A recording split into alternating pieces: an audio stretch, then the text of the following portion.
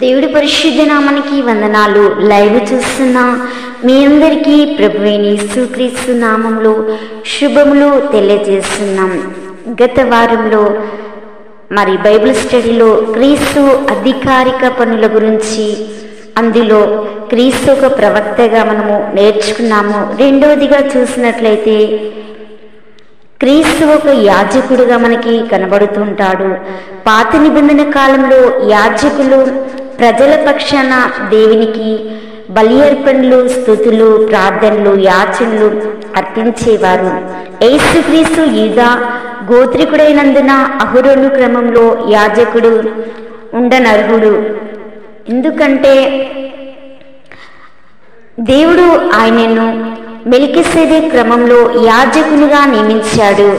ఆయనను క్రీస్తుకు అహరోను యాజక క్రమాన్ని పోలికలున్నాయని దేవుని వాక్యము సెలవిస్తుంది. అహరోను యాజక క్రమంలోని వారిని దేవుడే ఎన్నుకొని అర్హునిగా చేశాడని లేవికాండము 21వ అధ్యాయంలో అపోస్తలుడైన పౌలు హెబ్రీయులకు రాసిన పత్రికలో 5:1-7 వరకు, అలాగే యేసుక్రీస్తు దేవుని చేత ఎన్నుకోబడి శరీర ధారణం పొంది సాక్ష్యమిచ్చి అర్హునిగా చేయబడినని.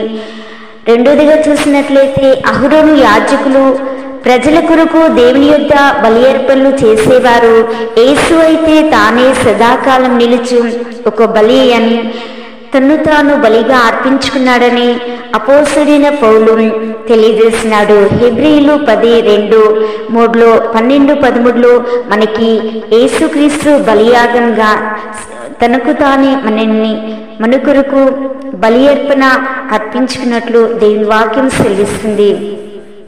యేసు మెల్కీసెదెకు క్రమంలోని యాజకుడిగా ఆదికాండం 14వ అధ్యాయంలో, హెబ్రీ 7వ అధ్యాయంలో 1-3 వరకు మనకి కనబడుతుంది. ఇది రాజరిక యాజకత్వము. మెల్కీసెదెకు రాజు మరియు యాజకుడిగా మనకి బైబిల్లో కనిపిస్తాడు.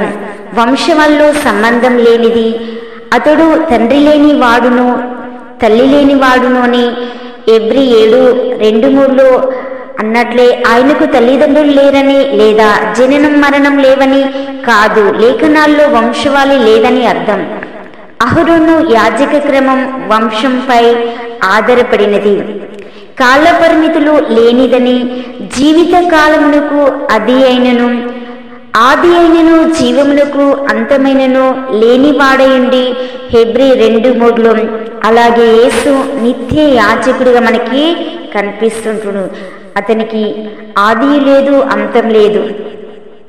అహరోను క్రమం కంటే ఘనమైన యాజకత్వం హెబ్రీ 7వ అధ్యాయము 4-10, ఆదికాండం 14:20 మెల్కీసెదెకు క్రమంలోని నిరంతర యాజకునిగా ఆయన పాలకుడు కాబట్టి ఆయన మన గౌరవ వందనాలకు అర్హుడు. రాజుగా ఆయన మనలను ఆశీర్వదిస్తాడు.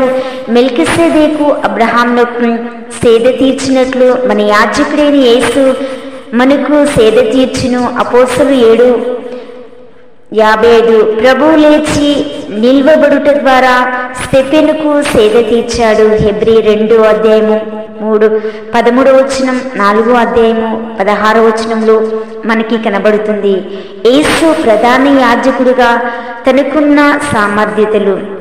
శోధన 1 చూసినట్లయితే శోధింపబడు వారికి సహాయం చేయను. హెబ్రీ 2:18 కనబడుతుంది. రెండవదిగా మన ఎడల జాలి చూపించును.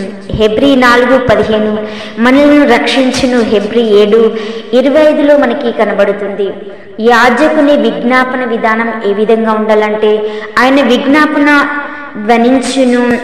పాత నిబంధనలో ప్రధాన యాజకుడు పరిశుద్ధ స్థలములో ఒక మాట కూడా పలికేవాడు కాదు, ఆయన తీసుకెళ్లే రక్తమే మాట్లాడును. లేవి 16:2-16 ఆయన విజ్ఞాపన వ్యక్తిగతమైనదిగా. ఈ పనిని యేసు దేవదూతలకు గాని మనుషులకు గాని అప్పగించలేదు. ఈ పనిని ఆయనే వ్యక్తిగతంగా చేసినాడు. ఆయన విజ్ఞాపన నిరంతరమైనది.